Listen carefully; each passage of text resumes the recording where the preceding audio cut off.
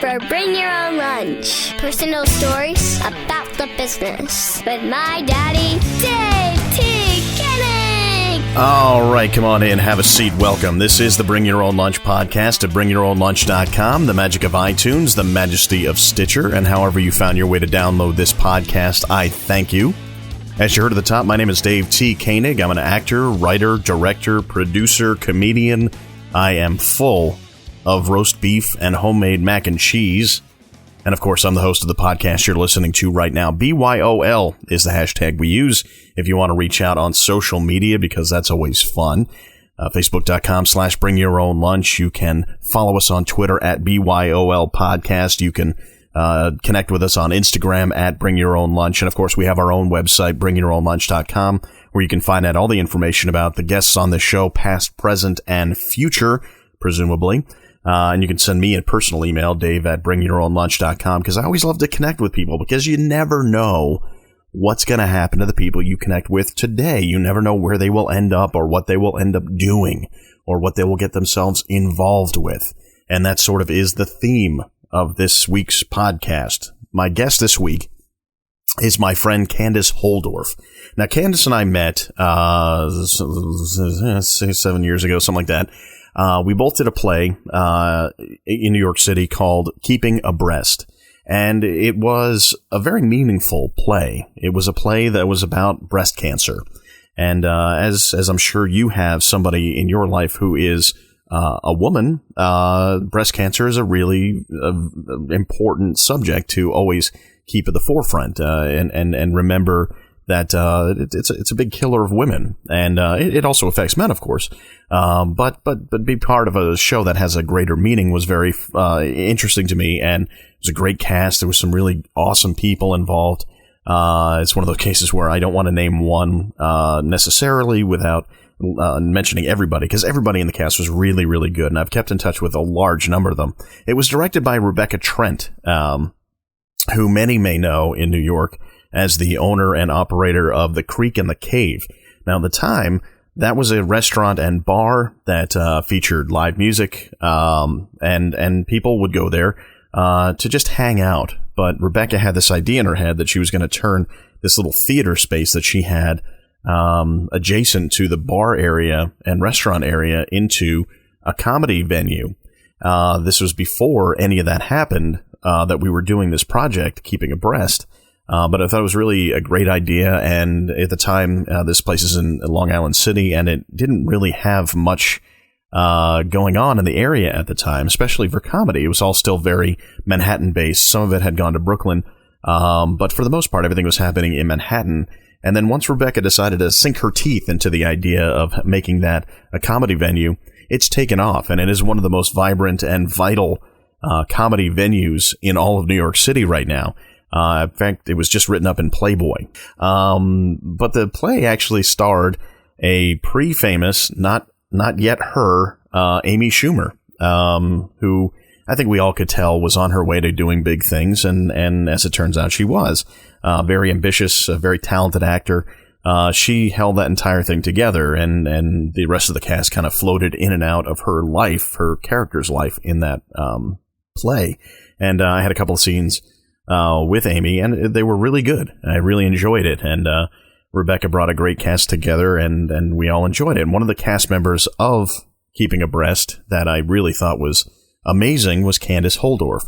We'll go into the reasons why I thought it was really a fascinating performance in many ways during the course of the interview, but I always felt she was a very gutsy, very, very brave performer. And as I'd found out later, I didn't know half the story. I just thought she was just somebody who was willing to put herself on the line out there.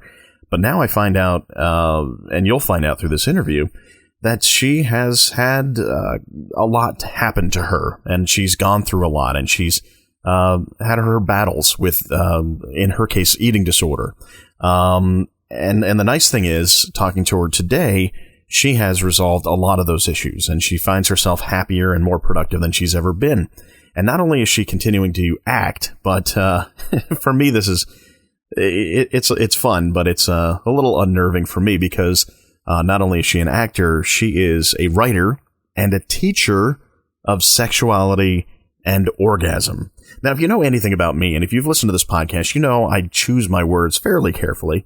I don't curse a lot, and I certainly am not overly open about personal stuff. I don't mind sharing relevant stuff if we're talking about relevant stuff, but I'm not the guy who's going to start talking about what many would consider to be private issues. So when I'm confronted with somebody who is very open about so-called private issues, for me, it's like, whoa, man, that's so amazing. I don't know if that I'll ever possess a fraction of the openness that Candice has, but I admire it. I think it's awesome. And I think it's great that she's helping other people open up and get more in touch with themselves and their bodies. And so we have a really interesting conversation, not just about the acting aspect of her life, and we certainly get into the serious aspect of her life that involved battling an eating disorder, but we also talk about the stuff she's doing with sexuality. And for me, it's fun to listen to. It's exciting. It makes me a little bit nervous and a little bit anxious to make that part of the show, but I think it's a good thing. I think it's a growth thing, and I think the show grows, and I think you grow with me, and I think I've already put myself in a situation where I can make way too many innuendos. Needless to say, this particular episode is not safe for work, and it's probably not something that you want to listen to around young kids. We don't get graphic or dirty or anything like that, but certainly it's subject matter that may not be appropriate for all audiences. So let me just say that way before we get into the interview and hear about all the amazing things that Candice is involved with. And I think it's going to open up some eyes and hopefully will help some people because there's a lot of that to what Candice does, and I'm excited to share this with you. Oh, by the way, my interview with Candice, she's out in San Francisco, so this one was recorded via Skype, and my first attempt at doing that, and I think it turned out really well. I'd love some feedback if you have any comments about how well the whole Skype thing works out. I would love to hear it from you, because feedback is great, and it would be a big help to know whether or not that's something that could work for the future. For me, a couple quick notes. Had a very, very fascinating weekend. I guess it started Thursday, and I can now say that I was not cut out of that episode of Allegiance on NBC. They cut about half of the appearance out, which I thought may happen, but there I was in that episode. It was a co-star role, and I was very glad to have it. It looked amazing. I've got a screenshot that's going to go up on the podcast in the show notes for this episode, and yeah, I'm thrilled. I can't really say too much more than that. If you're a fan of the show, it's a relatively new show, so it was only episode 4, and I'm not sure if it's going to have an extended run, but if you're a fan of the show or you happen to watch that episode, I'd love to hear what you think and thought of the show and of my very, very, very brief but very meaningful appearance on the show. Anyway, the rest of the weekend, I had a great time because I got involved with a couple of events at the Ensemble Studio Theater, or EST as the devotees call it. And I was hipped to some of the stuff by Mike Smith Rivera, who was my guest on the show a couple of episodes ago. Mike and his wife, Kelly Ann Burns, Mrs. Clown, they co-host a variety show at the Ensemble Studio Theater called Last Call. And it's really, as it sounds, it's a variety show. And Mike told me about it several months ago. And I was like, and then when I heard about it, I was like, oh, so people just do whatever? And he's like, yeah, people do music, people do, art stuff, and people do monologues and maybe poetry, whatever. I said, oh, great, I can do my beat poetry. And he said, okay, great, yeah, we'd love to have you on. And he got so enthusiastic about it that I couldn't really admit to him at the time that I have never done beat poetry. Yet here I was, and I was roped in, and I had opened my big mouth, but I thought of it as a great challenge. So spent a little bit of time putting my act together, and I think I came up with a fairly decent presentation. You may not be surprised to find out that I did not do it on a serious level. I kind of used it as an opportunity for comedy, And based on the response I got, it really worked out. And I was very relieved, very happy. And I am very grateful to Mr. and Mrs. Clown for hosting that event. And from there, I heard about the next day at Ensemble Studio Theater, they have something called First Brew, which is an opportunity for script writers to connect with actors and put their stuff up on a stage as a staged reading. The way Mike described it, it's kind of like doing a pickup basketball game, where people just pick their teams and throw them up, and rather than playing each other through acting, although that would be interesting, you just present your play or your snippet of a play, and that happens 6 times, and people enjoy it. And there's been a lot of people who have come to those events, and it's got a great response, and they celebrated their 2-year anniversary at First Brew, and I was happy to be part of it. I was actually picked to be in a play. A reading of a scene of a play. Actually, it's a pilot, I should say. And I had a great time. So it was a very successful weekend for me. And I have to thank everybody at EST and Mr. and Mrs. Clown and the fine folks behind the First Brew. And I'm looking forward to going back because I think they do a great job there. It's a great environment, and it felt like a place that I want to invest a little more time in. So. Like I said at the beginning, sometimes you just never know where people go after you meet them. Before we get into the interview, let me thank Banooba, banooba.net, Banooba. I certainly know where to find them. They're online. You can go to their site. You can download some of their music. You can find out where they will be playing live. They are the people who provide the music at the beginning, middle, and end of the show, and they are fantastic. So please do check them out. And if you like what you hear, I would love it if you would go to iTunes or to Stitcher and rate this show. Give it 5 stars if you'd like. Give it 5 stars, and then write a review with some glowing positive comments about what you've heard. If you don't like the show, shut up. But if you do like the show, please help us out by going to iTunes. It just helps us bring more people to the show. We've kind of upped our number of reviews lately, which is awesome, and we could always use some more. So please, if you have a second today, just go to iTunes, rate, review, and then subscribe to the show so that iTunes knows to tell other people that we're doing a decent job, because I love that. All right, so let's get into it with Candice Holdorf, actor, writer, sexual guru, Burning Man regular, San Franciscan. All right, here's Candice. Enjoy. So being in San Francisco now makes you an existentialist. Or just completely full of bullshit. Well, I don't know. You tell me. I've never been to San Francisco. I haven't had the... No. You haven't? Okay. I'm curious, what's your perception of it? Well, it's all hippies. Yeah, and tech people now. It's all techies and hipster. Not hipsters. Hippies. Yes. But you were right too. There's hippies, there's techies, and there's hipsters as well. But you're very right. It's definitely all hippies out here. I've become one of them. In fact, when you had said just before you started recording, you'd said like, I wish we were rolling. I totally took that to mean you wished you were on some sort of expansive experience rather than you were stuck. I was like, what?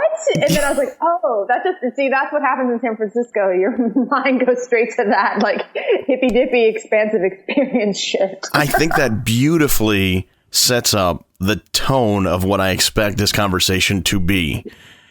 Me coming from a very sheltered, innocent place, and I mean this with entirely positive connotation, that you are a very open, a very honest, and you're engaged in a lot of things that some people would consider to be private stuff, but you are more open about it than most people I ever knew.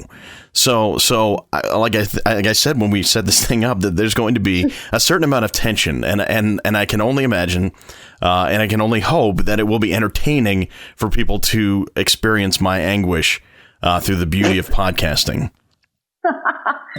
All right. So how long have you been in? You're kind of a masochist then, but anyway, let's does that roll. describe me as a I think I own that a little bit. No, I know.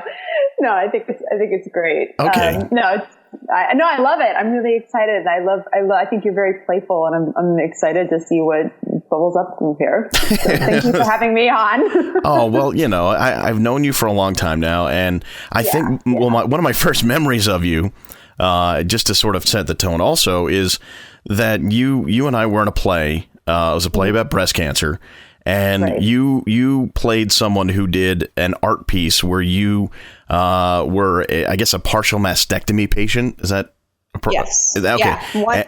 One of my breasts had been removed in the play. In the play, and you do this performance piece topless. Now, some people would go to rehearsal and they're like, "Well, I don't need to be topless. It's just rehearsal." But you were so like, "I'm in this. I'm doing this." So you rehearsed topless. And I thought that was such a gutsy, like ballsy thing to do that I immediately admired you as a performer and as a person.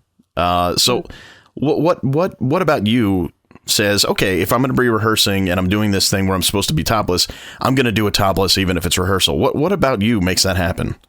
Well, thank you, first of all, for that reflection.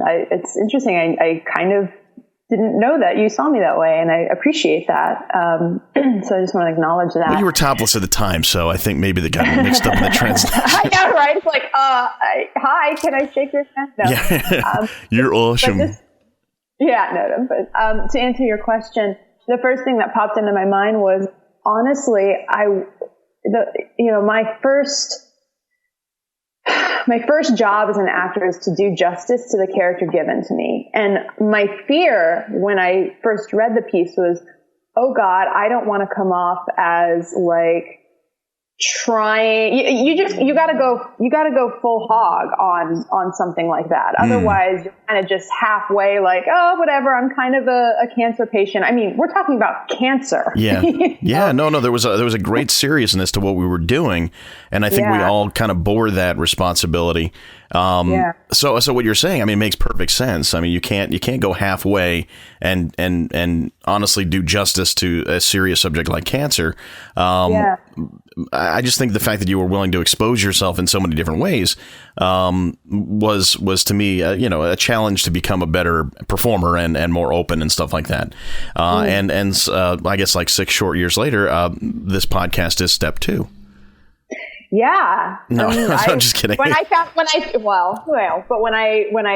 you were doing this, I was like, oh my gosh, this is of course perfect for you. I appreciate it. It is.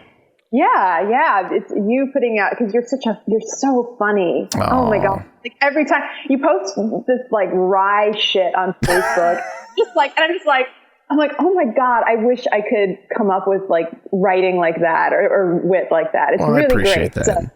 Well, it's I mean, at the risk of making this a mutual love fest, I do want to investigate your history and because I know your story to a certain degree, and I think there's probably more I don't know.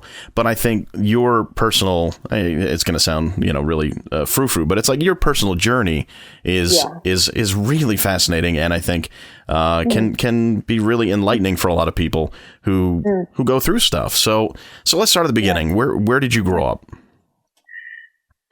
Well, I was born in Atlanta, Georgia, but my dad was in the Army, he was an enlisted man. So I moved around a bit for the first 7 years of my life. Part of it, Jacksonville and Kentucky, and I lived in Germany for 2 years actually at the time it was West Germany, so I'm dating myself a little bit. Oh, wow. But, so it was really. I was just really grateful as a 5 to 7 year old. Even at the time, somehow I knew that being out of the United States was a gift, because I got this whole other experience of what life was like outside of our little U.S. bubble. And I got to experience different cultures and, because we were on an Army base, there were people from all over the world. And, wow. So then I went back to Atlanta when I was 7. And I went all the way through high school there. And when I was 17, I packed up my bags for the big New York City and went to college at NYU. and then was in New York for 13 years and had a whole life there. And then 3 years ago-ish, I came over to San Francisco. All right, so we're going to break that up a little bit. When you were in Atlanta, I mean, you had that sort of whirlwind experience, and up until 7 years old, like my daughter's almost 7, and seeing it sort of through her filter, I can see how it sort of feels like maybe instability, but it probably just seemed like fun, and it didn't necessarily have a negative on you because you don't set roots that early. So, and then you did have a chance to have stability for like those 10 years after, right? Yeah. What do you think had more of an influence, sort of like the earlier part where you were the Army brat, or was it when you had that chance to sit still for 10 years? Well, I would say as an actor, maybe the trajectory of my life came to be thanks to the stability being in Atlanta, because that was when I really dove into acting and all that stuff. And I would say that maybe the first 7 years kind of defines maybe more the core of who I am. You know, it's interesting for me to be 9, 10, whatever years old, and seeing the wall fall in Germany and being so deeply impacted by that at such a young age. Sure. And I mean, like, I can't even imagine what it must have been like for people who'd been behind the wall for years and years and years. Sure. And years, or had their family years. separated by that artificial boundary. Yeah. So for me, it kind of touched into the core that I am who I am, is, you know, there's some sort of like ethic or something in me that knows that we need to be paying more attention to what's going on outside, you know, and it's kind of like almost an activist spirit in me that I feel I owe to the first 7 years of my life. Interesting. And I think you do kind of develop that later, at least in my knowledge of you. But when you're in Atlanta, where exactly? Was it in Atlanta itself, or was it a suburb? No, it was in Atlanta itself. And that was another great experience because I went to a school that was very mixed and blended with many different, not just races, but nationalities. There were a lot of immigrant students. So I was just really blessed to have the first 17 years of my life be touched with such a level of diversity, and also, you know, LBGT diversity as well. You know, Atlanta proper is a very, you know, very melting pot of amazing people. And then to come to New York. Yeah, right. Exactly. I've been really blessed. And I think it's something that maybe we in America, especially suburbia, don't get to have that experience too often. I think it's a vital piece that we need. I agree. I think the more people are exposed to people of all kinds, the more you realize that, you know, the outside part is just not nearly as important as what's inside. That's how I kind of grew up similar, surrounded by people. I had friends of a lot of different nationalities, and I think that helped me cut down on any tendency to want to say us versus them. And the fact that my dad was Jewish, my mom was Catholic, that also helped too. So I think I agree with you 100% on all that stuff. So you came up to New York to go to theater school, but did you have a kind of experience with performing or anything like that when you were younger? Yeah, for sure. Well, how appropriate. I think I was 5 or 6 or whatever. I think it was the first time I ever had that, you know, that experience. You're in your kindergarten or first grade class, and you're doing your thing. And we were doing the whole Chicken Little thing, and I was cast as Lucy Goosey. Lucy Goosey, of course. Yes, of course. And, that was the first time that I was like, I'm really enjoying this, you know. And then in 5th grade, I was Charlotte in Charlotte's Web, and that was kind of like, oh, I really like doing this. But the first time I really got serious as far as like, this is something that I want to pursue, was right around my junior, or maybe my sophomore year, but really definitely my junior year solidified it of high school. You know, we did a, if you can imagine, a 1-act version of Macbeth. My sophomore year. The one with the happy ending. Yes, exactly. And you know, the whole song and dance and hello, my baby. Okay. But Hamlet light. Yeah, exactly. But we did that, and it was really awesome to, I had a small role, but it was very cool to see my school try that and put it on. And then in the junior year of high school, I was cast as the lead in our spring play. I was Auntie Mame in Auntie Mame. The play version, not the musical? The play version. Interesting. Yeah. Okay. Yeah. And that was when I was like, oh, I can memorize lines and I like really well, and I can, make people laugh, or, I can. So, that was just when I was like, yeah, I'm doing this. There was no turning back. And I remember I only applied to 3 colleges, and only one of them was a theater school. The other 2 were, I was going to study biology, and the last one was like, well, if everything goes to shit, at least I can go there. But I was like, if the theater school accepts me, it's the only place I wanted to go. That was NYU, Tisch. I was like, I only want to go there. Wow. I feel very, very naive looking back on that, because of course, there are people, it's like, if you're really serious about theater, you go to Northwestern and Yale and Harvard, and I don't know why I didn't even invest in anything else. I just knew, I was like, I'm going to NYU, and if I don't, then I'm staying in Atlanta to study biology, and that's going to be my life. And NYU was like, NYU said yes. What was it about NYU? Do you remember what it was that said, hey, that's the one, or just what was it that made NYU the be all end all?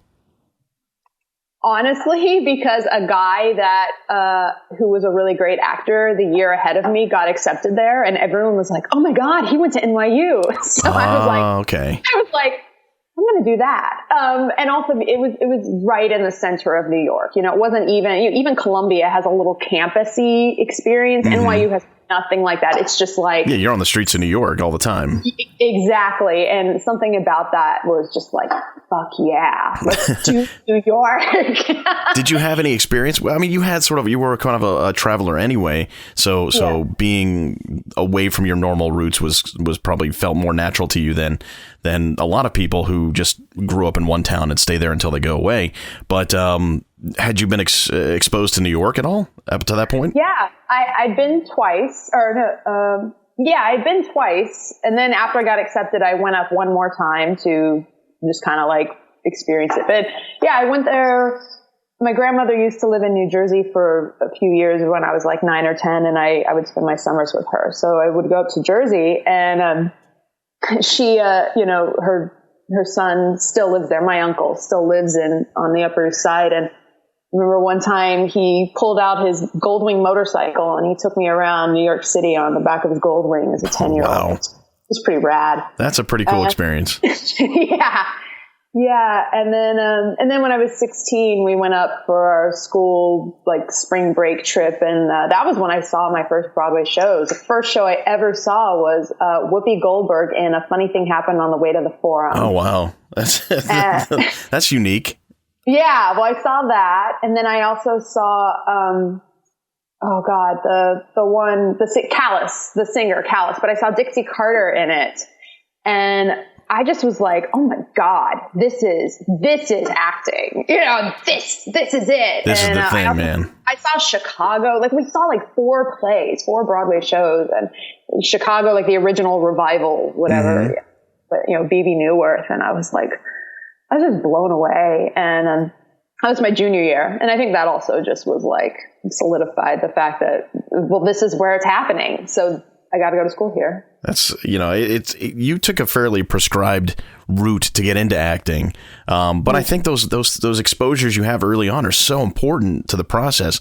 It doesn't matter what age you are, but as you're developing your own personality, your own identity, you look back on it. It's like, yeah, of course, those moments are the ones that really drew me to do what I want to do. It's really interesting to look back that way. Yeah. And what I love about it is that when I was being affected and drawn, as I reflect now, it wasn't about like, I want to be center stage too. I mean, there's obviously a little of that. There's the big flash and the flare, but I really remember I really remember looking at these performers and being like, I want to have that level of craftsmanship and believability. And so I felt more drawn to their craft than I was to the flash. Interesting. So having said that, did NYU do a good job of preparing you and giving you that sense of handicraft?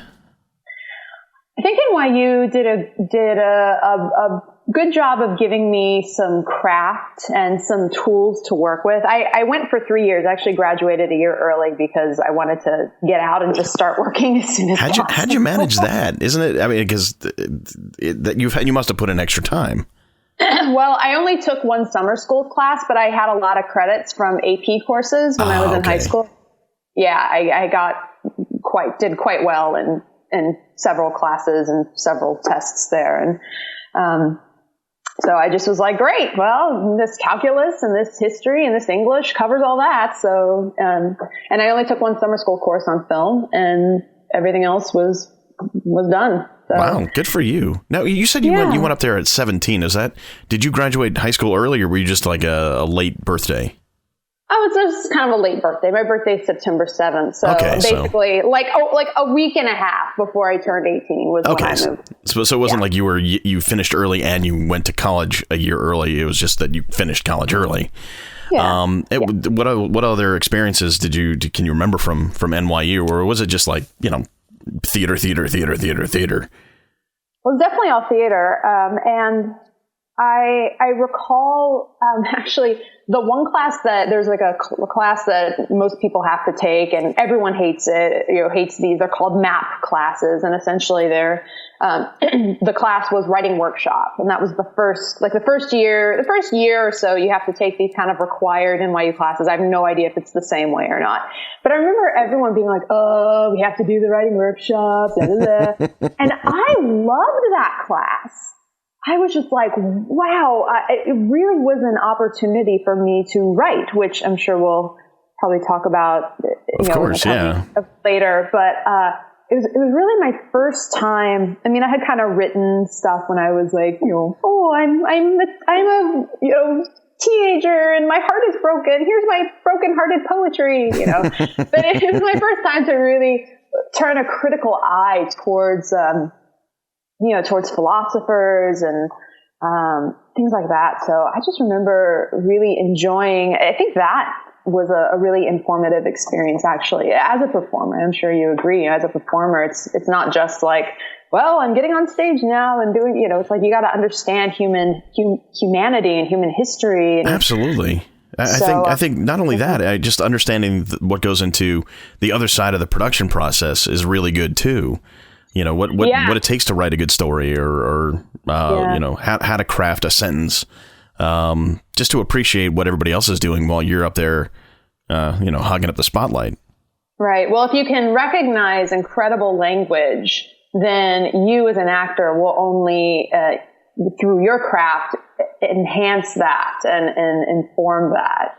Yeah, and I think it's good for collaboration too. I mean, if you want to get on a writer's good side to know what it takes to write a script, totally, and appreciate the hard work that goes into it, then they might actually push for you to do more. So it's not a bad strategy all around. Yeah, and I appreciate that at NYU, and also at NYU you had to kind of do some like theater production work. So I remember my first year helping out in the costume shop, and you had to be there for all the shows to take care of the costumes. Mm-hmm. So I did appreciate that there was an experience of being on the other side of the curtain where you're actually backstage, and that helps you appreciate those people more and more, and it gets you out of your head, out of your ass, and out of your diva-ness. Was there anybody in the program at the time who is still around, is still plugging away, or who are you there with? I guess probably the biggest person out of my class, at least there's several conservatories within NYU, and I went to Stella Adler Conservatory. And out of Stella Adler Conservatory, the person who was in my class, probably the most successful so far, I would say right now, is Casey Wilson. Okay, sure. Yeah. She was on SNL, and she's got a couple TV shows going on, and it's really great to see her. She's always been such a funny girl. So funny lady now, funny woman. Mm-hmm. And so it's really great to see her doing things. Yeah, and she went through UCB, so I guess she only got, I'm only guessing she got involved right out of college, but you said you were itching to get out early so you can get right to work. Now, when you finished up NYU, we say like, oh, I want to be an actor, but that could mean so many different things. Did you have a game plan? Did you know what you wanted to try and do right out of school, or how did you approach that? Yeah, I think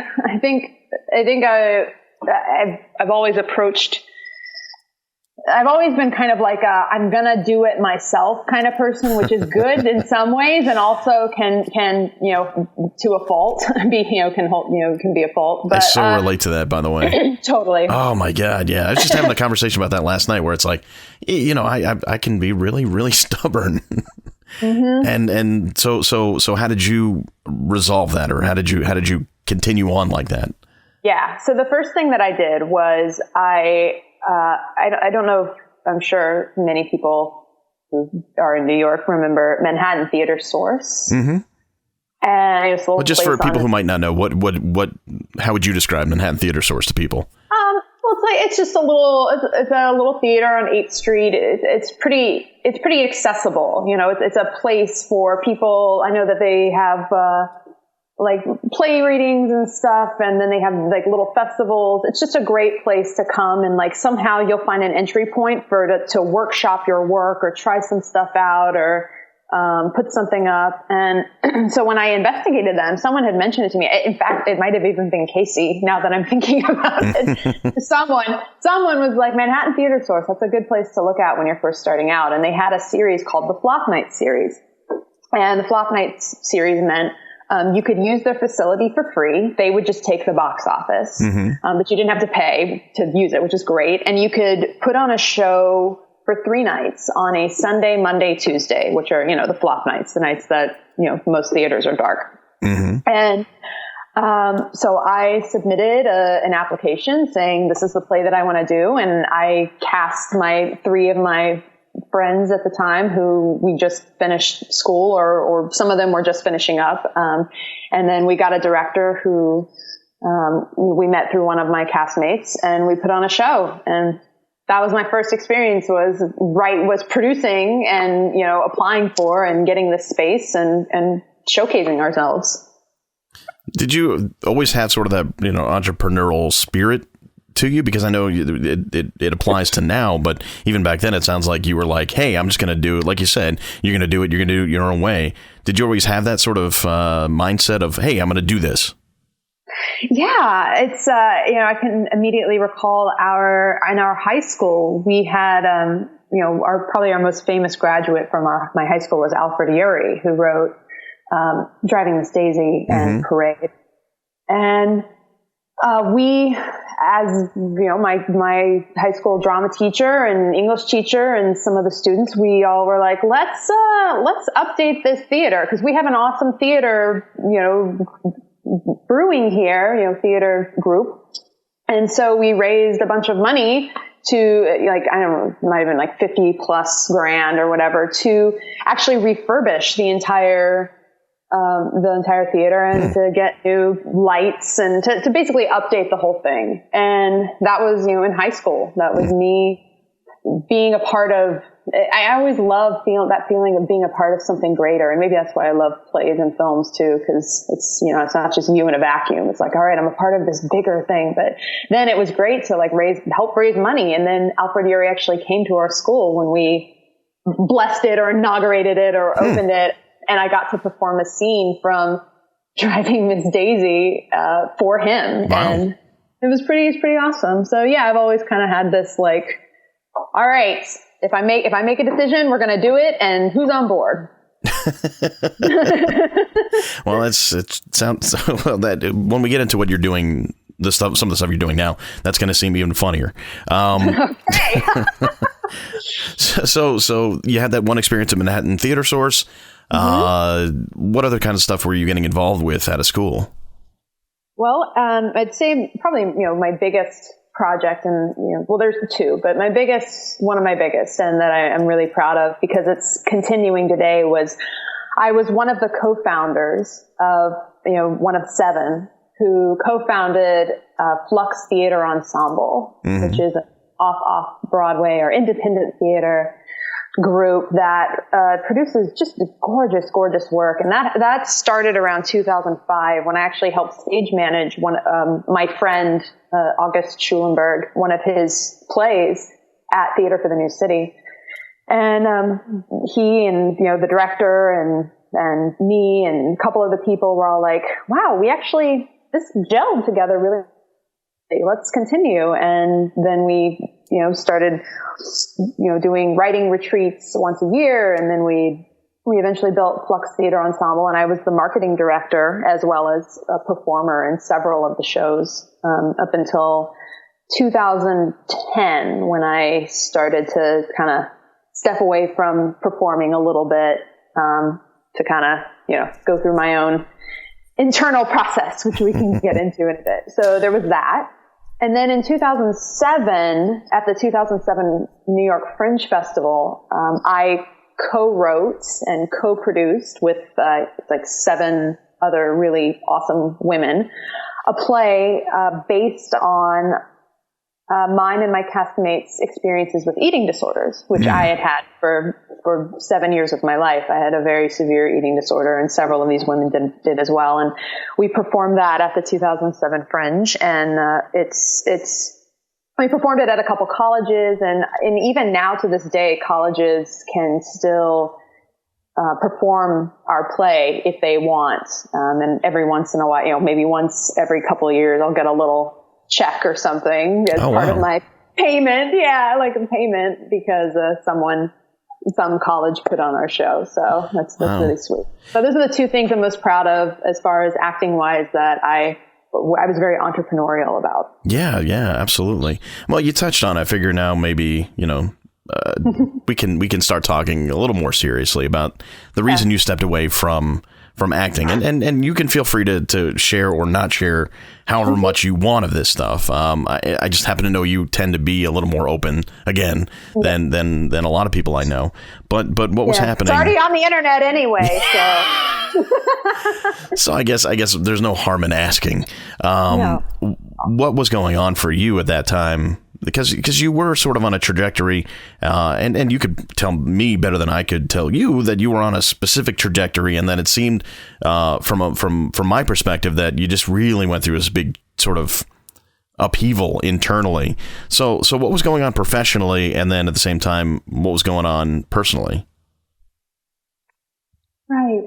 So right around the end of 2008 was when my marriage to my husband at the time ended.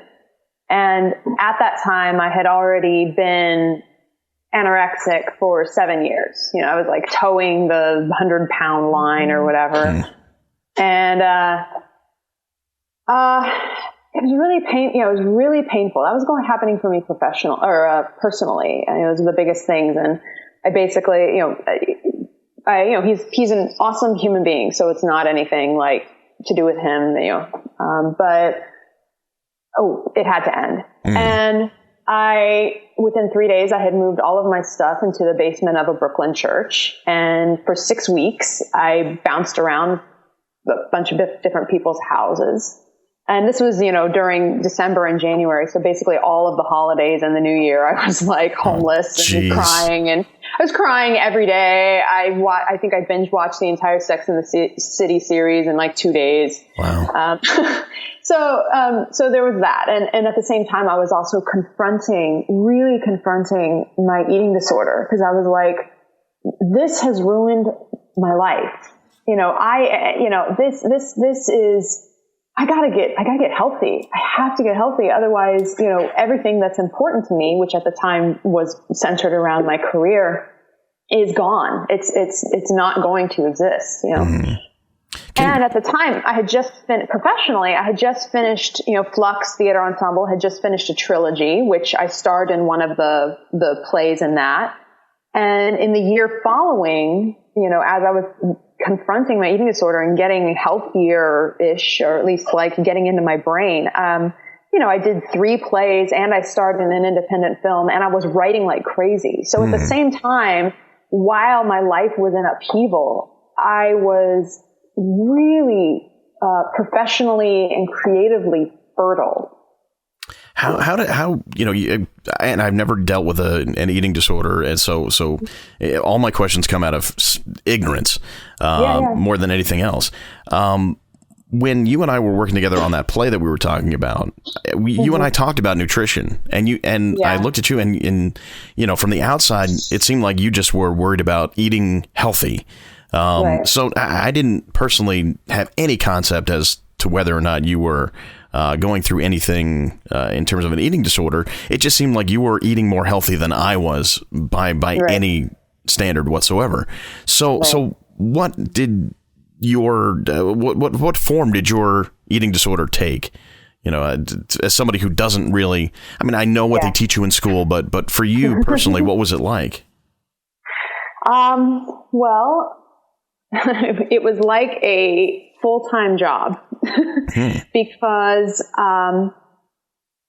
for me, and many people's anorexia can show up differently, but for me, it looked like having a very controlled amount of food at the same time every day, and not to exceed a certain amount of calories and not to include quote unquote bad foods.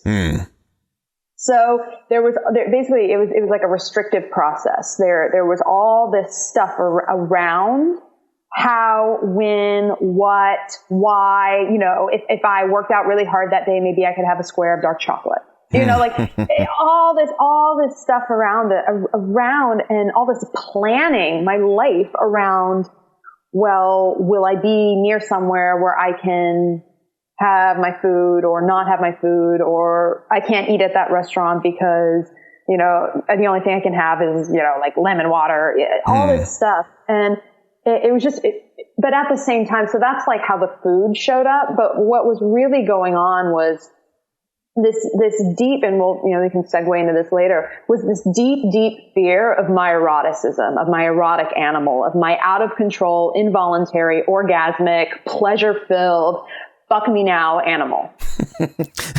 I don't mean to because it's quite a segue. Totally. And I do want to talk about that aspect of things. But you said it was affecting your health. In what ways was it starting to show up? Well, I didn't have my period for a few years. Wow. Yeah, because when you reach a certain caloric deficit as females, your body is like, well, we don't have enough nutrition or energy to expend. We gotta keep your heart pumping and your lungs breathing. So, your periods we don't have enough energy or calories to be able to handle that. So I didn't have my period. My hair was really dry and was falling out. What year did it, I guess, become at its worst? Yeah. I would say, I had when I first really, really, really, really fell in was probably around the beginning of 2003. And that was, I was 22, 23 at the time. And that was the real thing. And, it had only just started perhaps a year before was when it started to fall into place. And, that I really plummeted hard. And then sometime around 2005, I had a really bigger, deep relapse again that, plummeted me really, really hard. And the rest of the time, while I was, perhaps from the outside, people would like, oh, you're just kind of on the thin side. But, when you think of anorexia, you think of like, oh my God, skin dripping and ribs poking. Sure. And I think that's part of the reason why I co-wrote the play with all the lovely ladies, is to show the many faces of eating disorders. Because from the outside, you look great, but you're exercising 5 hours a day, or you're pumping yourself with calories and then you throw it up, which that wasn't mine. I just, never did the bulimic route. But, because most people, they're like, wait, you have an eating disorder? And, so it's to showcase like, oh, maybe there's someone or love who are just, displaying some actions that you might want to keep your eye on, because most people think of like, I'm just going to have celery, once a day, and you're super skinny, or you look emaciated, and that's.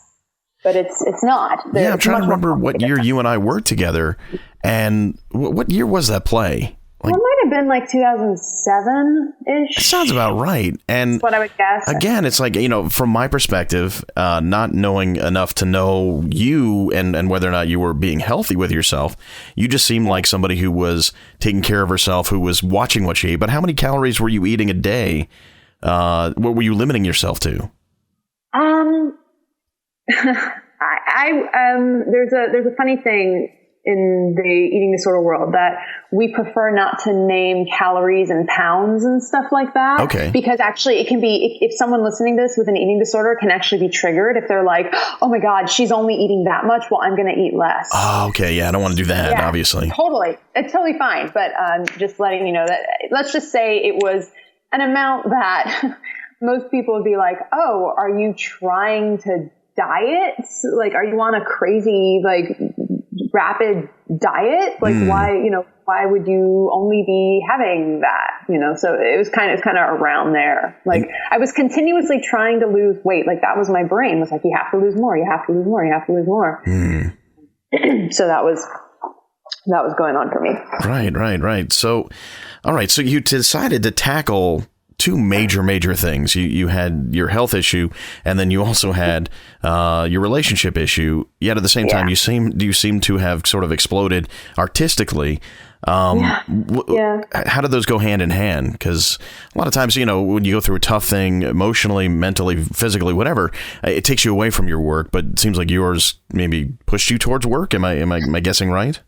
Yeah, I would say that because the things in my life had cracked me open so much to a level of vulnerability that I had yet to really touch or allow myself to touch. It was really profound. It was an experience that required me, because all this energy had suddenly been freed up. Like I said, like eating disorder is a second job, and the relationship is a whole job. I'm sure your relationship is good or bad. Yeah, it's a work in progress. It is, and I mean, right now I'm married, and it's awesome. I love the fact that, like, all right, all this energy is going into this relationship. I love it. But I suddenly had all this energy freed, and I'd been cracked open to a level of vulnerability I'd never experienced. So it's kind of like I am raw and real, and I have all of this energy, and oh my God, I could either implode, because I spent 5 months of my life crying every day after that happened.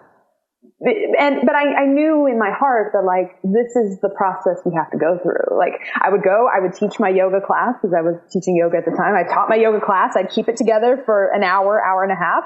And as soon as everyone left, I'd go right back into tears. Wow. And that, again, that's all that energy freed up came out as tears at the time. So I think that's partially why, and it was a great place for me to, and I was writing poetry. In fact, I'm working on a project now, and some of that poetry is included in there.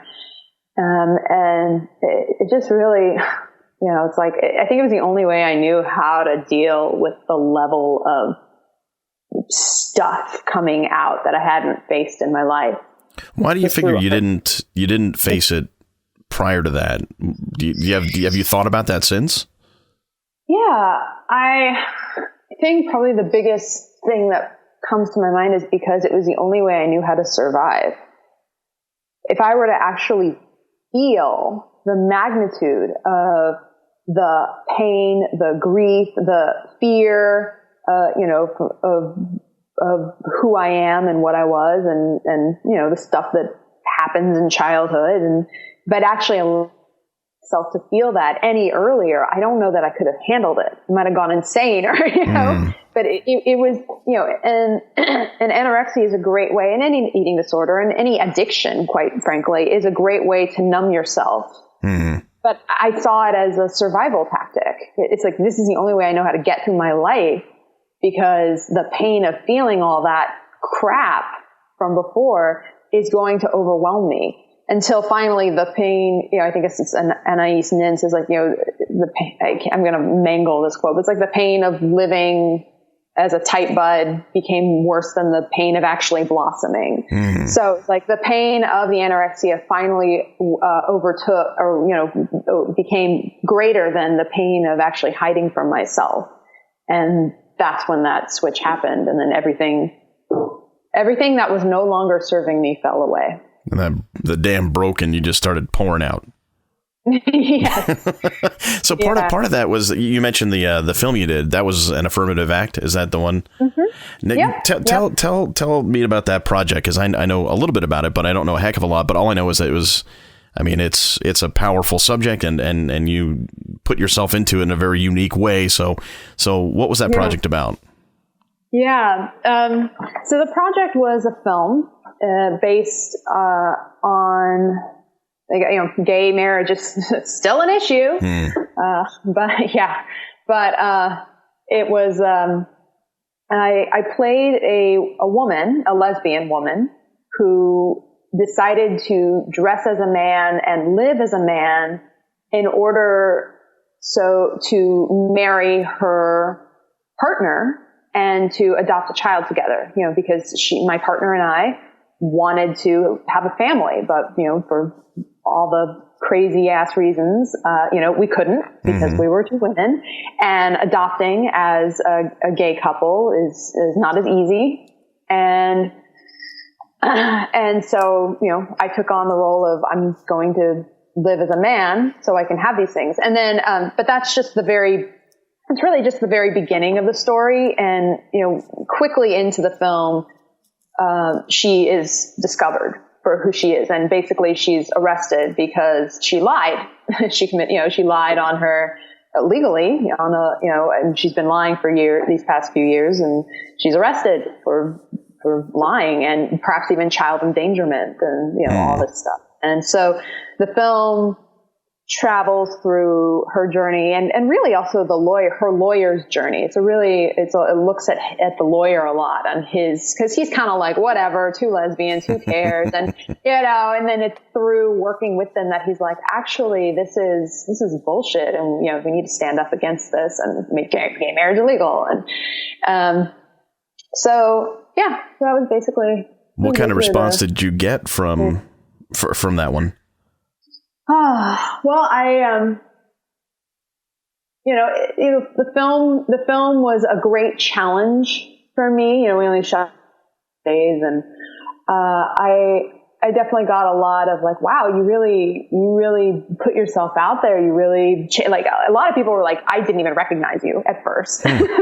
The first part of it, I cut my hair super short when a very masculine haircut, and when I looked at myself in the mirror when they cut my hair, I was like, oh my God, I look like my dad, exactly like my dad. But it was just so interesting, how gender can be, but that was also, gender can just flow and split and, with the change of this or that, you can totally just play around with your gender no matter who you are. So I think that was a really interesting experience for me. Do you think that was part of the recovery from all that stuff you were going through was putting on a completely different persona? Well, yeah, I know that was probably a year after I'd left my husband, and I'd already gained some weight and I was figuring myself out. And I think part of me, what was healing for me was being challenged creatively and really I felt happy, honestly. I think that was it. Like, I just felt happy because here I am acting and trying this thing.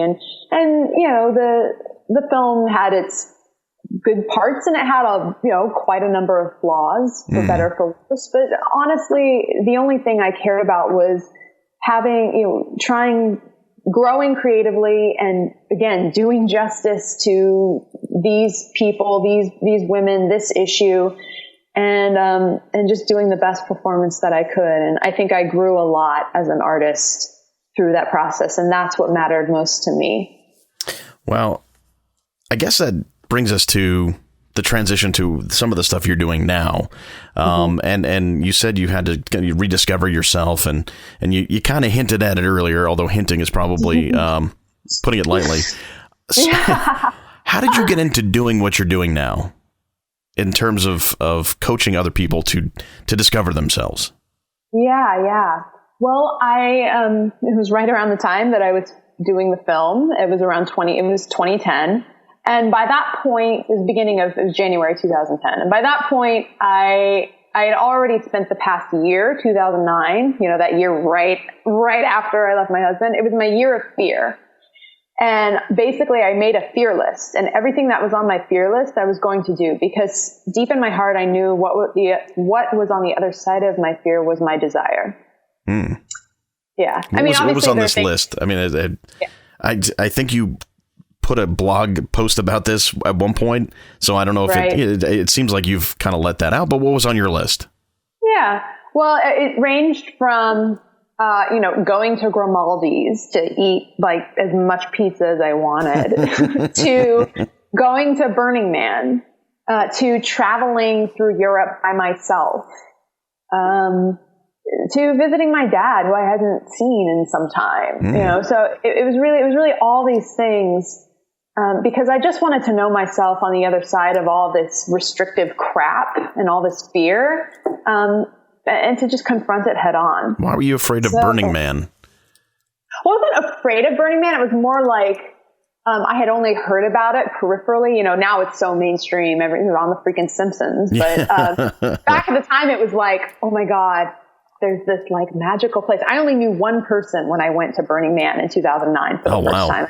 I've been 6 times since then. But back then, I only knew one person. And basically, he was like, just get to San Francisco, bring some clothes. I'll have everything else for you. And I was like, I have no idea what this is or what it's about. I just hear that it's like adult Disneyland. And I've never been there. I've seen stuff on. I've seen The Simpsons, but I don't. What is it as much Sodom and Gomorrah as they try to hint that it is? But or is it overblown? Yeah, I think that's kind of the sad thing is most people, when they think of Burning Man, they just think of like, everyone's fucking and everyone's hot. And honestly, for me, it's just so not about that. There's like a certain magic and a certain alchemy, and there's a whole ritual that I love about it. There's the night that the man burns, which is essentially, representative of our ego, our past selves. And then there's the night that the next night, the night that the temple burns. And the night that the temple burns is really where we grieve. And, people write like goodbye letters on the temple, or they leave, to like their parents or their loved ones. I mean, it really is like a gorgeous spiritual experience. And for me, that's why I go there. I may not go this year just because I need a year off, but 6 is a lot. So I suppose you can take a year off. Well, my husband's been for the past 10. So there you go. But the reason I go really is it's kind of this idea of like, let me go right into this week-long crucible to sit in the fire of all this stuff. And sitting in the fire doesn't have to be like, oh my God. It can also be like, wow, I went to this amazing workshop and I met this incredible person. Like, that's another great thing about it is it's a hot pot of synchronicity. Like you'll run it, you'll be having the worst day ever. It's hot and you're tired and then you're like, fuck it, I'm just going to jump on this art car, and it starts like going around. You're seeing this amazing art, and suddenly this person pops on who you meet, and they end up being like your best friend later. There's just a lot of synchronicity, and the art is just fantastic. It's you'll never see anything else like it. So while there is the feeling of like, do whatever you want, radical self-expression as far as like, sex and drugs, it's there because a lot of people are pent up and they need that experience. But what it is for me is really an opportunity to step into, all right, what's going on in my life? What do I need to let go of? And how can I be reborn so I can step back into this world, this San Francisco world, or, this whatever earthly realm, and carry those lessons forward. All right. So what was it that made you decide to move from New York to San Francisco? Was it that trip, or was it? No, I mean, I started to gather community we'll backtrack a little bit. So it was right around 2010 when I was doing that film that I discovered the sexuality practice that I now practice in my life, and that changed my life. And that practice is called Orgasmic Meditation. All right. So you have to like pretend. Well, don't pretend I'm 5. That's gross. I think it's too young to talk to somebody about. But consider me an idiot, which is closer to reality. Right. What is orgasmic meditation? Orgasmic meditation is a partnered practice. And what that means is one person is in the sort of open receptive pose and the other person is more in the active pose. So, on the physical intricate level, one person is stroking the genitals of the other person for a set amount of time. And the point is to simply focus on what's happening in your body. It's an opportunity to let go of, well, I got to get this person off, or I got to make a lot of noises so this guy's feelings aren't hurt, so he thinks he's doing a good job. It's an opportunity to let go of, like, let's try to make a climax happen. It's also an opportunity to expand what we are capable of feeling and to resensitize your body, be it your clit or be it your finger, to really learn to tune into your body and feel your whole organ, your whole body as a sexual organ. How did you find that? Well, I was at a free workshop one night just about, energy or whatever. That was really when I started to get into, like, I need to do more personal growth work. I've done all this fearless. I've kind of like thrown myself in the face of my fears, but let's really start to delve into this spiritual ache that's inside of me. So I went to this free workshop, whatever, just on energy work. And in that workshop, I happened to meet someone who I had briefly met through my time 3 months ago while going through San Francisco through Burning Man. And I was like, oh, he's here. Why is he here? He lives in SF, but he's here. Of course, that's the whole beauty of Burning Man synchronicity. And he was there with a very good friend of his, and they have both since become very good friends of mine, which is really lovely. But at the time, I briefly knew one of the guys, and the other guy was with him. So basically, I was like, oh, I kind of know you. Let's go out and have some whiskey after this because we're all spiritual, and I think whiskey is a very profound spiritual experience. So let's do it. And so we ended up at a bar, and we start talking, they've been to Burning Man and done all that. And I just was like, yeah, I had this amazing, quite frankly, I had an amazing experience, like sexual experience that had exploded me at Burning Man, because I'd spent, as an anorexic, very, very much afraid of my sexuality and kind of really clamping down hard on that. So we were talking about sex, and the friend. I had to point something out that's really funny. You and I were talking over Skype, and I prefaced this whole thing by saying you are very open, but I just caught you because we were talking about sex. Like you muted. You muted the word sex, which I think is so funny based on everything else you've talked about. Yeah. It's really true. There's always another level of like, oh my God, sex is so frightening and scary, and I can't believe that I'm exploring this and talking about it. So it's not a matter of, there's always another level. In fact, I'm working on a piece right now that I'm going to write called Why I Avoid Sex, because it's not just like, oh, I'm ashamed of my body. There's a lot more stuff in, but yeah, thanks for noticing that. Well, it put things in perspective for me, because I think, we all have our levels, we all have our, and it's not just black or white, it's like, you're not just comfortable about, talking about this stuff. It's like there are intricacies within that, which is really fascinating to me. But why do you think we do that? Why do you think we do that? Because you're somebody who is invested in coaching others. Why do we do this? Why do we? Well, again, you mean like, why do we protect ourselves? Yeah, or why do we shy away from it so much? And I say me. Yeah. Yeah. No. Totally. Well, I think we shy away from it because sex is. I think Oscar Wilde said, like, sex is never. Everything in the world is about sex except for sex. Sex is about power. Like, honestly, sex is about power. And John Patrick Shanley recently put something up on Facebook about like sex is not about sex. And the truth is sex is about like when we come, whatever, when we come in, when we step into the arena of sexuality, it's never just about like, you know, my fingers and the genitals or, you know, the anus or whatever. It's about like, oh my God, who am I as this raw, open, vulnerable being? You know, the question for me, the question that arises, it's so much deeper. I have to confront the emptiness, the void inside of me that is unhappy and unfulfilled, or that is ecstatic. You know, it becomes like this spiritual portal to all that is erotic. All that is eros. So it's never for me just about like, oh, let's just fuck or whatever. And, you know, it can be like that every once in a while, but everything that I've been hiding from in my life gets completely revealed and brought to the surface through my engagement of orgasm and through sexuality. That's how I engage with sex. What was it about the Burning Man experience that made it so like life-changing?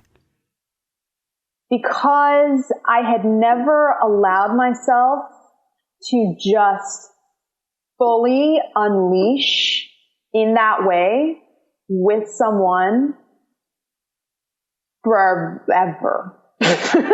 Wow. It was just like, and this person I was with loved everything about who I was and what I was doing. So it was just absolute permission and absolute love.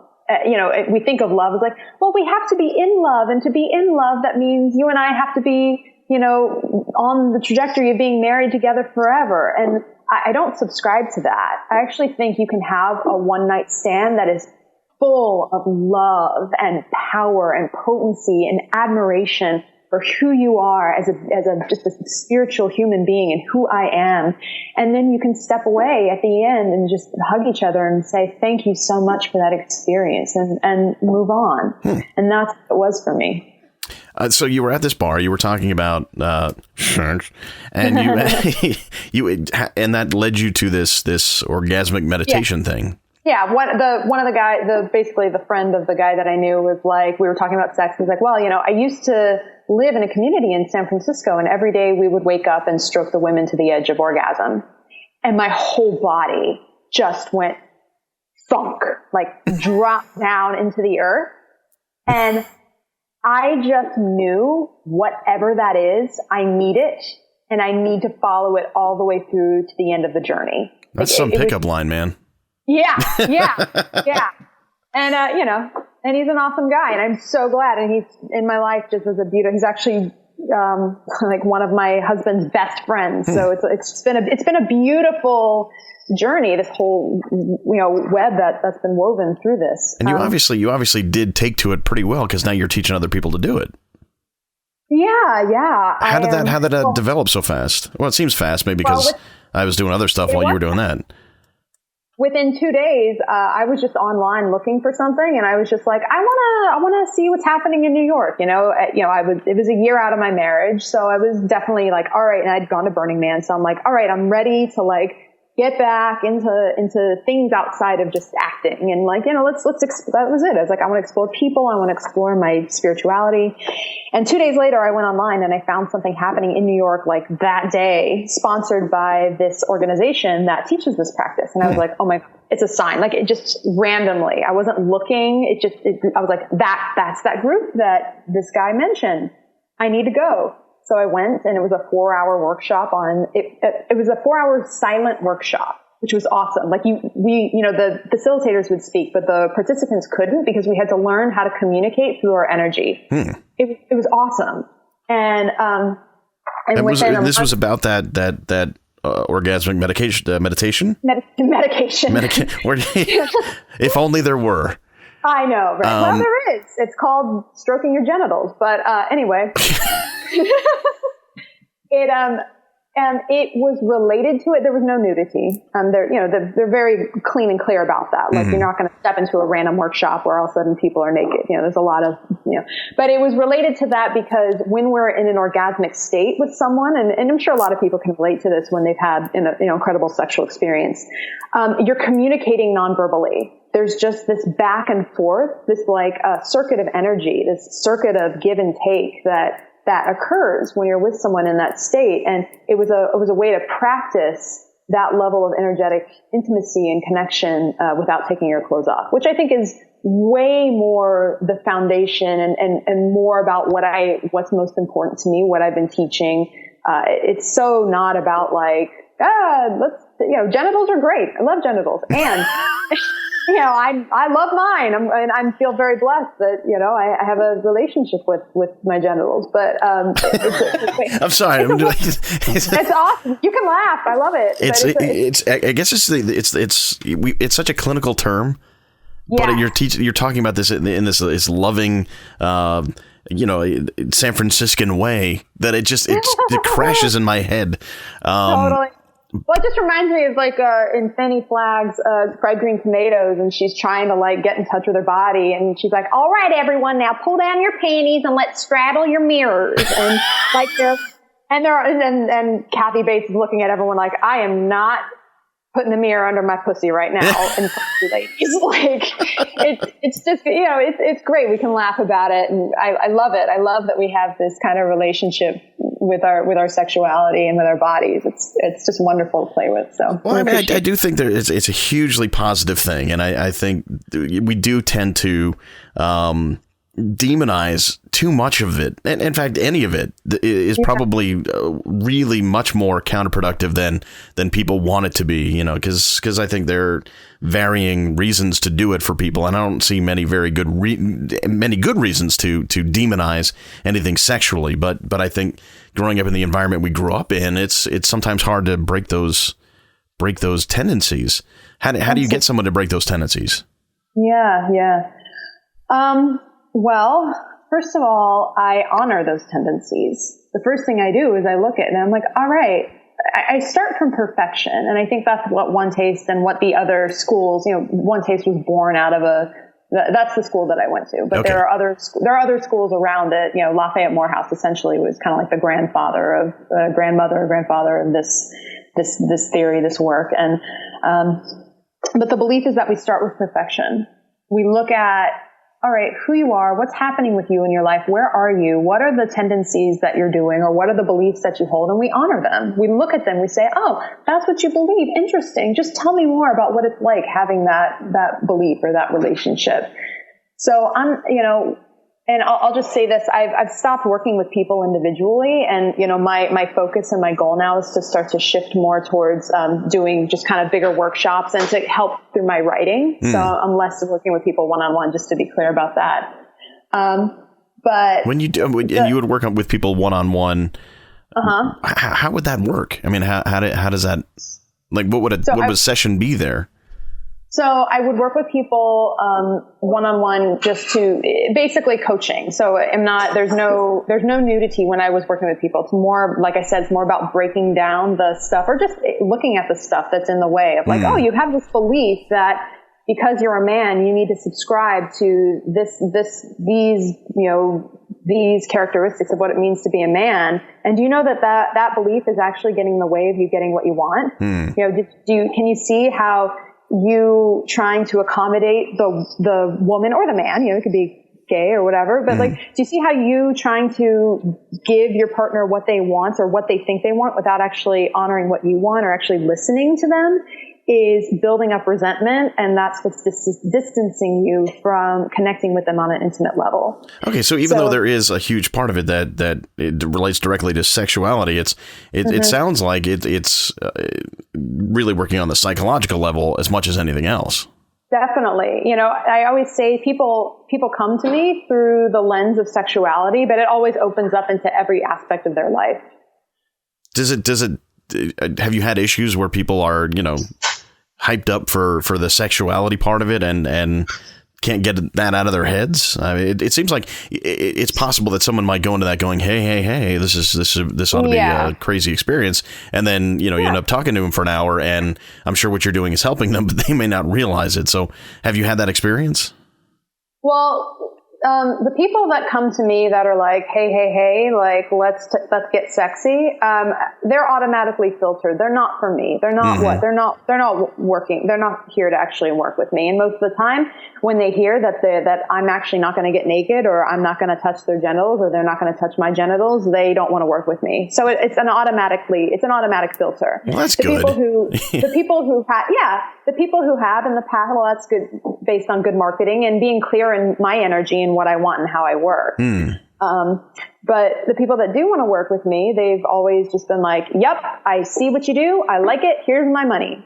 And it's never been an issue. And the other way that I work or that I did work, or, I still like doing this aspect. So I'll work with couples. But if they want to learn the practice of orgasmic meditation, so there's coaching, there's like psychological coaching, and then there's actually teaching the practice. If people want to teach the practice or want to learn the practice, then if they're single, then I require them to find their own partner. I can't find a partner for them because technically that's pimping. Yeah. There's some legal issues there too. Yeah. So they find their own partner, and then I'll go through a series of clothed, experience, exercises, and they learn the practice in that form. And then when it comes to the woman, because the one person needs to be female bodied in this practice. I mean, there's other variations, but the primary one that I start with is female bodied.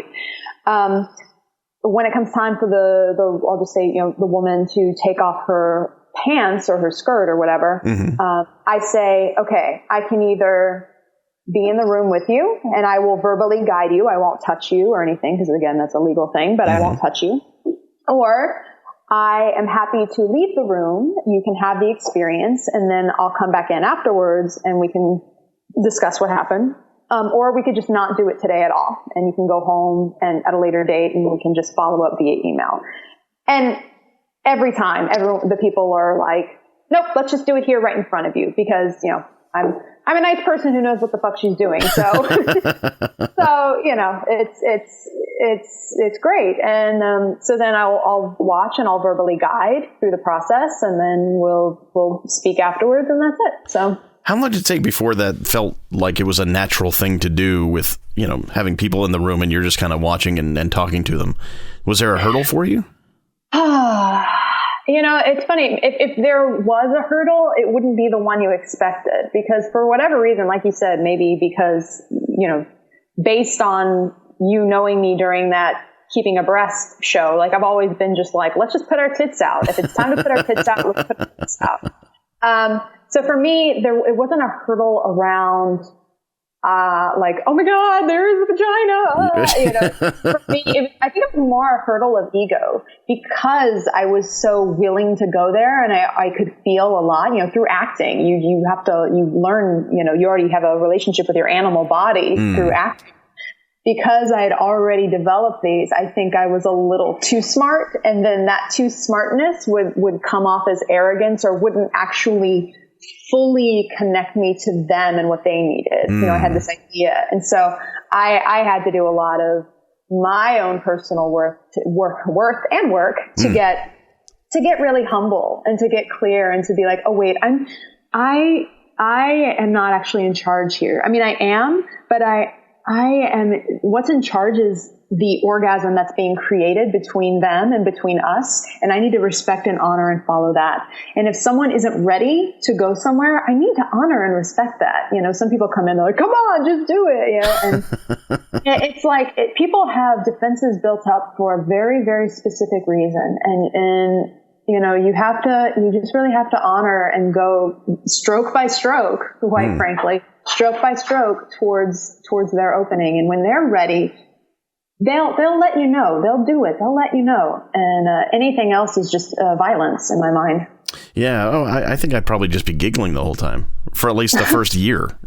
Yeah. And then I don't know where I would take it from. If I made it for a year, I guess I'd know something, but I don't know what that means. That's a great thing to know about yourself. And that's why, there's a big, long coaching process where you're actually coaching with, or you're training people that are in the program with you. So you get the giggles out of your system. You get to know what the giggles are about. Like, are you feeling uncomfortable? Are you feeling embarrassed? What comes up when you feel that embarrassment? You get to know yourself through that. So. Well, that's pretty, it sounds very, it sounds very healthy to be on either side of it. So that's totally. And safe and stuff.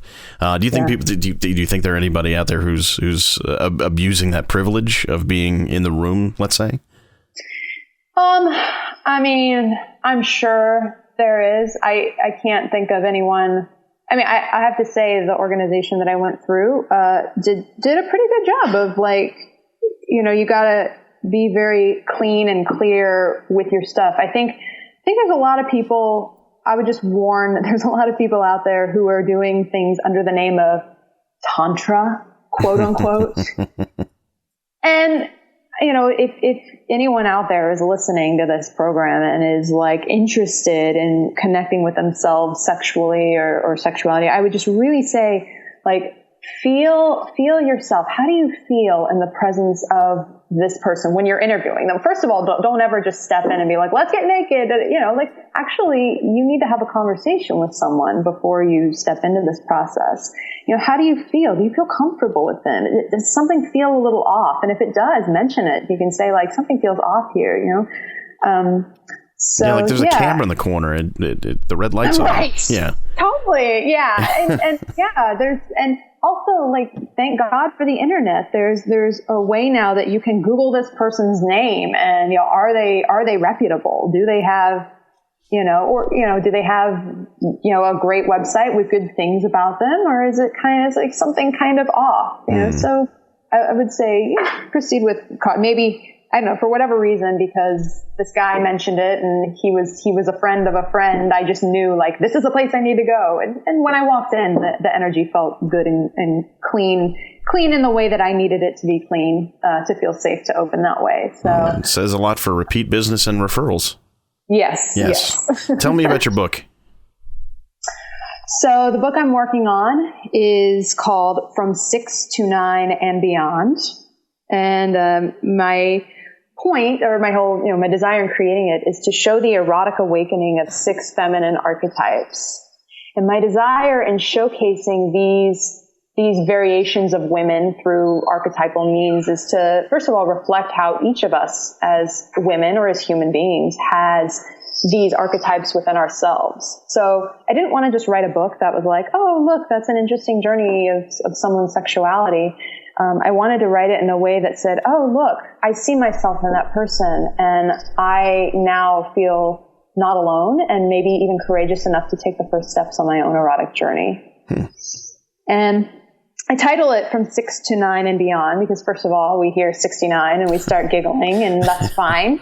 It's an acknowledgement of and an homage to our current relationship with sexuality. And my belief is, say, we're going from 6 to 9 because, say, maybe our current culture, if 6 is pornography and 9 is romance novels, that's basically and in the middle maybe there's abstinence. So that's basically our range of sexual education. Wait, so 6 is pornography, 9 is romance novels, and somewhere around a 7 is abstinence? Yeah. I don't know. I don't know math, but that seems odd.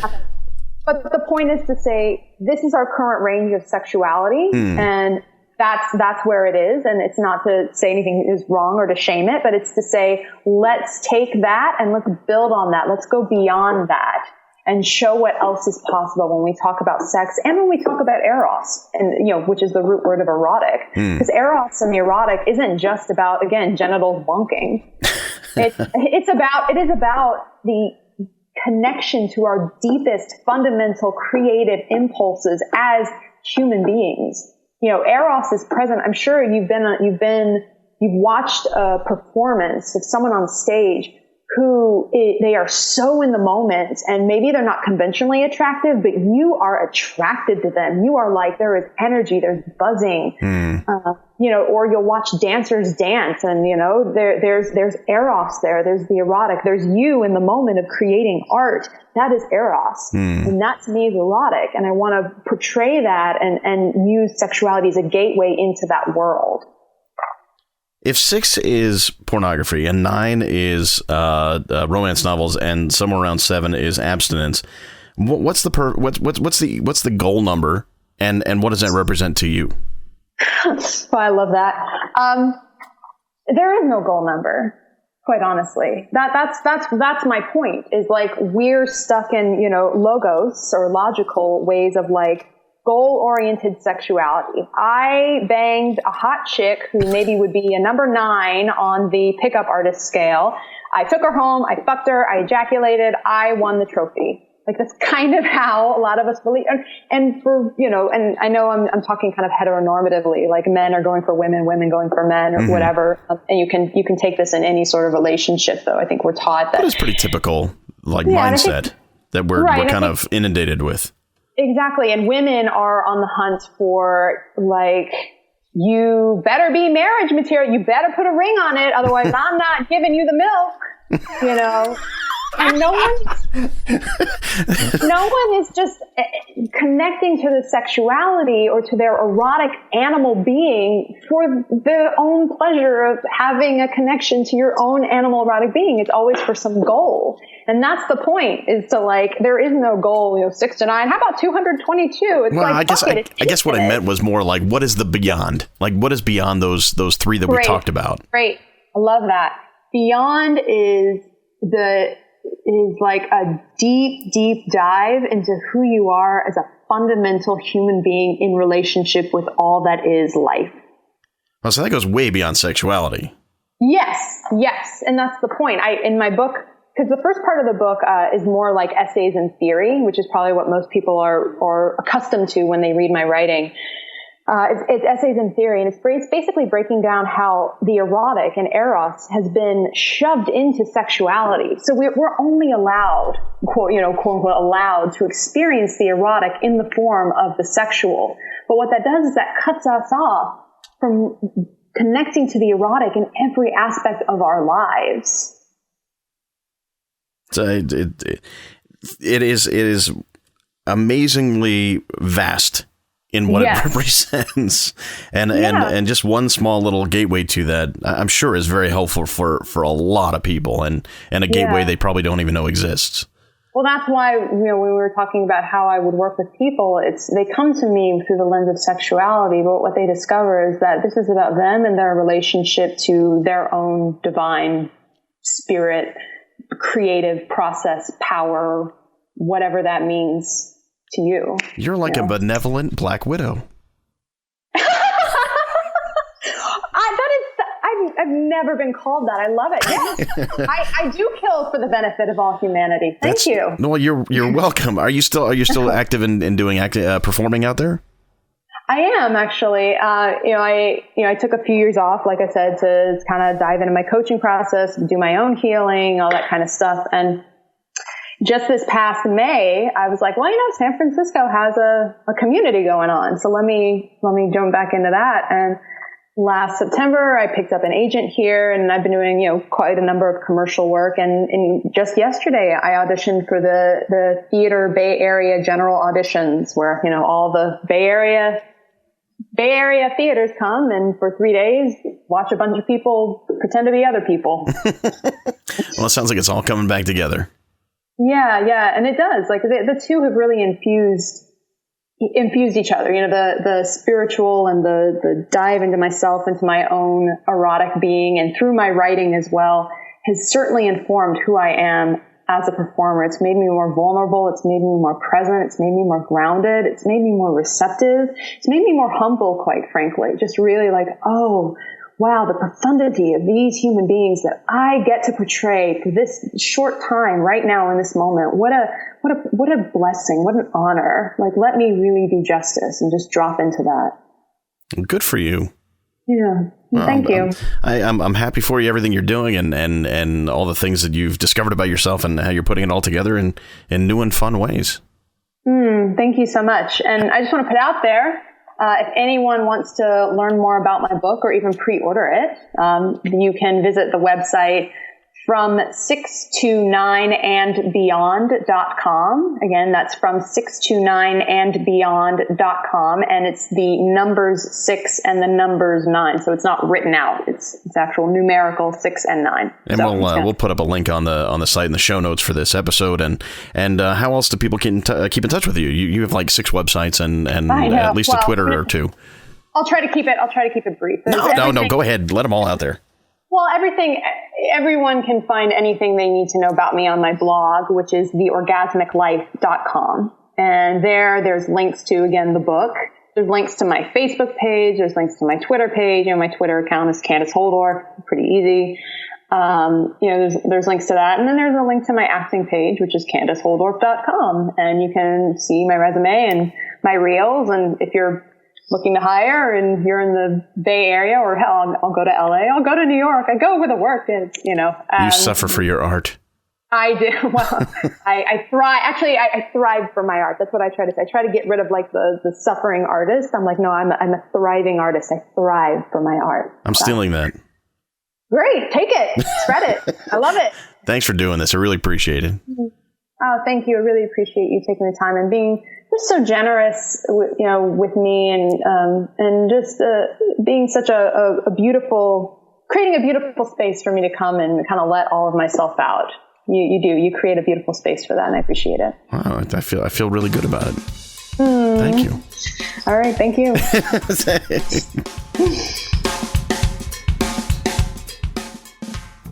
I made it. I survived. And as it turns out, it was far more informative and also far more comfortable than I thought it would be. I think that's a testament to Candice and how she approaches what can be sensitive material and does it in a way that certainly isn't threatening at all. So I learned something, and I'm always so impressed and have a lot of respect for somebody who takes a difficult situation and turns it into a situation where they're not only helping themselves, but they're helping other people. So she gets a lot of praise in my book. If you want to keep in touch with her, she's on Twitter at Candice Holdorf, CandiceHoldorf.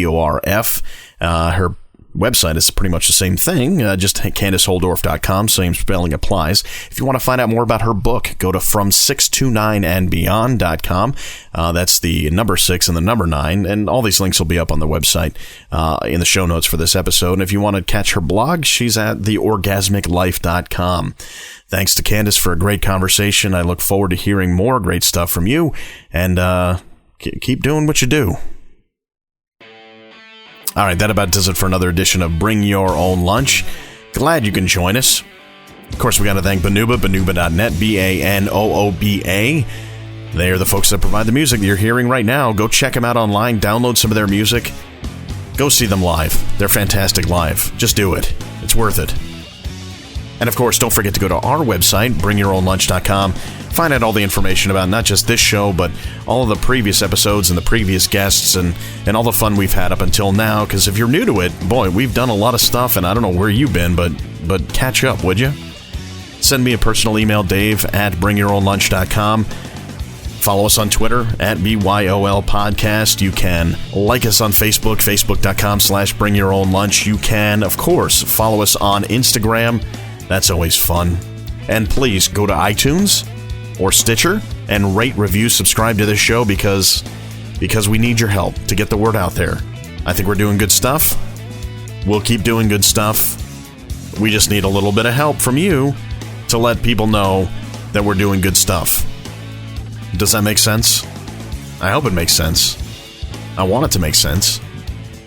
Stay tuned for Jimmy Jack's Cowpunch Hour, followed by Mansoor and the Fish. And until next week, when I have another great guest lined up, this is Dave. I'll see you next Tuesday.